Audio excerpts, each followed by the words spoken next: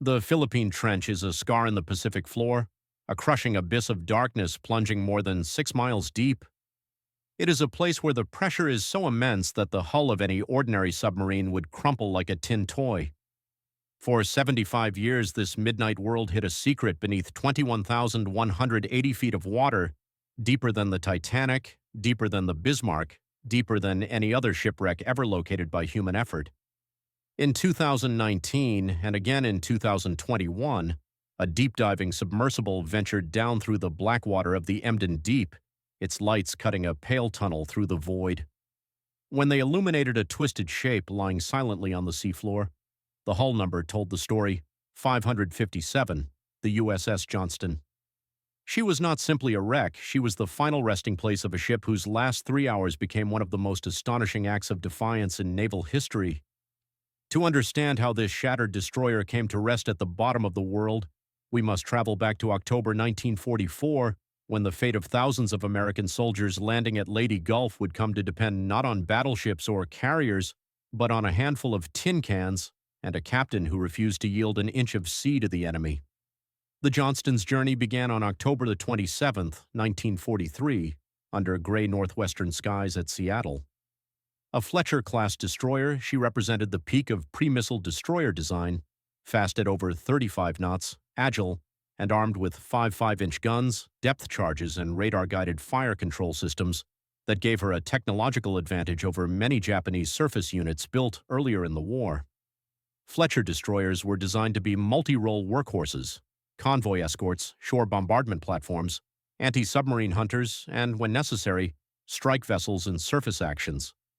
They were the Swiss Army knives of the U.S. Navy. But steel and engines alone do not make a fighting ship. That transformation came from her crew and her commander. Her captain was Lieutenant Commander Ernest E. Evans of Pawnee, Oklahoma, a man of Cherokee and Creek ancestry, barrel-chested, blunt, and possessed of a voice that could cut through a gale. Evans had served on older destroyers before receiving the Johnston. He had seen war up close while commanding the USS Alden in the Solomons, and he knew that destroyers often died young in the Pacific. His crew realized quickly that Evans expected not just competence but willingness to take risks in battle. Many later said they had never served under an officer more alive on the bridge than Evans under fire. At the commissioning ceremony, he gave his crew a speech that stunned the new sailors. He told them plainly, "This is going to be a fighting ship. I intend to go in harm's way, and anyone who doesn't want to go along had better get off right now." No one left. His words were not bravado, they were prophecy.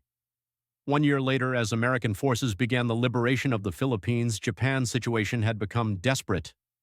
The Imperial Japanese Navy had lost most of its veteran carrier aviators in earlier battles, particularly in the Great Marianas Turkey Shoot. Yet Japan still possessed a battle line that had rarely been tested in a decisive surface clash.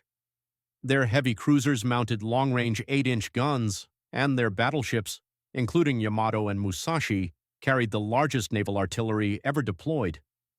If these ships, many of them survivors of 2 years of bitter fighting, could break into Leyte Gulf, they could annihilate the American troop transports, ammunition ships, hospital ships, and the landing forces struggling ashore. To prevent this, Japan launched Operation Shogo, a complex plan heavily dependent on deception. The northernmost Japanese force, led by nearly empty aircraft carriers intended as decoys, was designed to lure Admiral William Bull Halsey's powerful Third Fleet away from the landing beaches. Meanwhile, the real strike force, Vice Admiral Takeo Kurita's center force, would slip down through the San Bernardino Strait and fall upon the lightly defended American escort carriers and transports. The tragedy is that the plan worked almost flawlessly.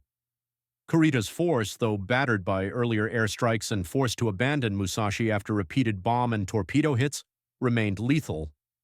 It boasted 4 battleships, among them the mighty Yamato, 6 heavy cruisers, 2 light cruisers, and 11 destroyers.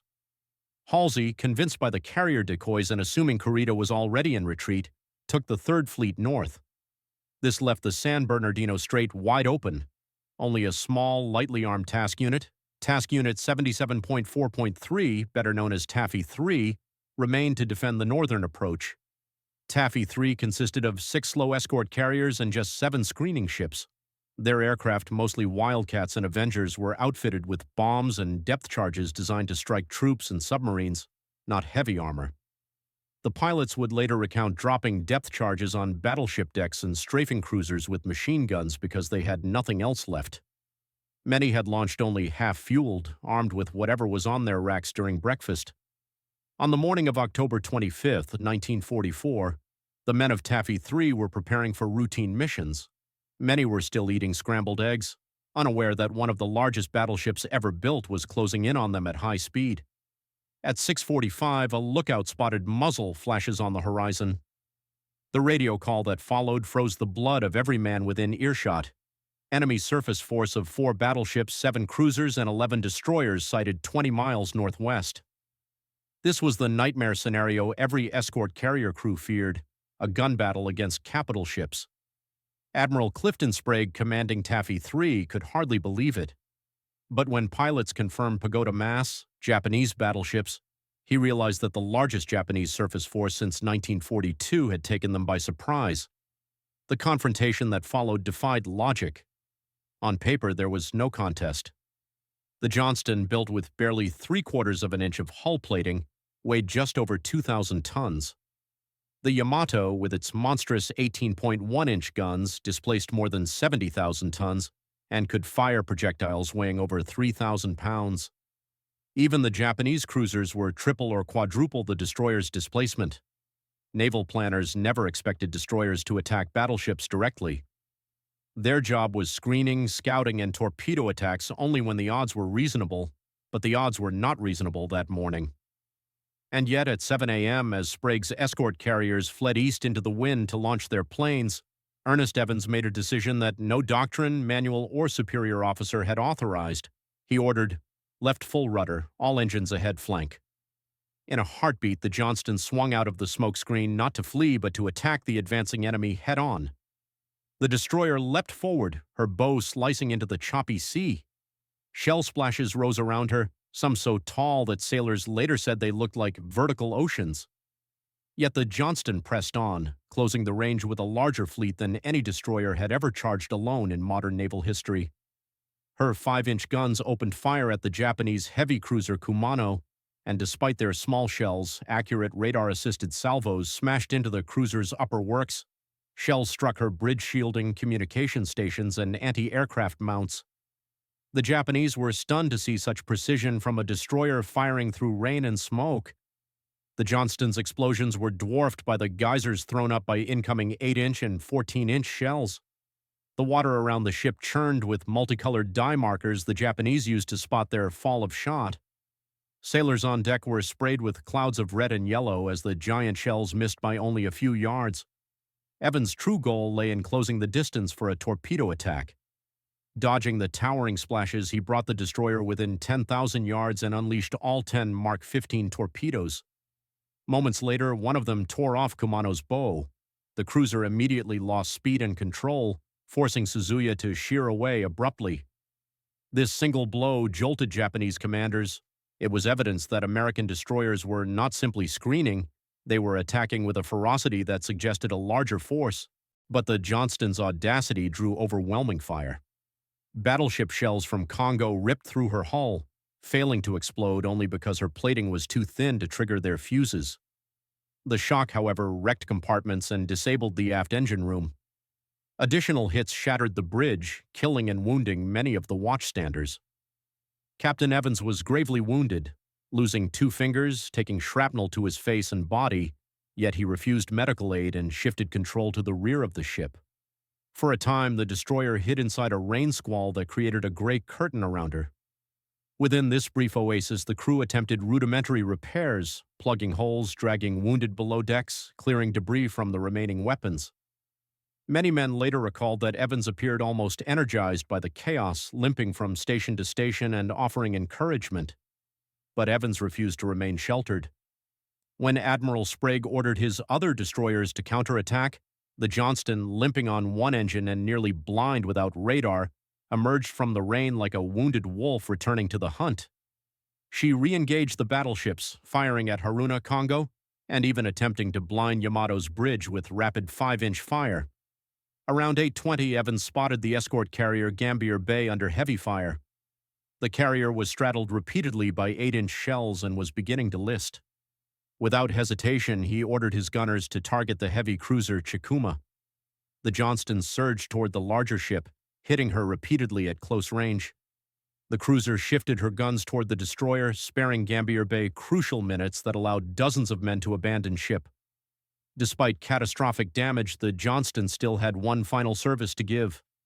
Shortly before 9 o'clock, a formation of Japanese destroyers and the light cruiser Yahagi began lining up for a torpedo attack on the American carriers.